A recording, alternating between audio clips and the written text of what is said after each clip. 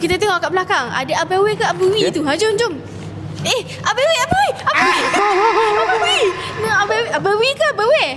Dua-dua pun boleh. Kalau nak Kelantan sikit, Abang Wei. Kalau tak nak Kelantan, Abang Wei. Alamak. Okey, kita sebenarnya ada nak kata-kata dengan Abang Wei. Boleh kata-kata? Ya.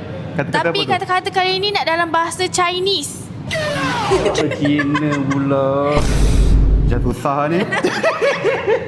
Kan bunyi pelik ni. Kan kena kutuk pula ni Abang Wei ni. Kejap Chow An. Maksud dia good morning. So baby, kita tambahlah sikit bagi wow. Kan? Okey. Kita tengok. Sing dan Kuala. Maksud dia Happy New Year. Taiwan Guan Jin. Maksudnya ada best. Bagi banyak-banyak duit. Satu lagi. Macam mana sebut ni? Apa pun yang penting kongsi facai selamat tahun baru Cina.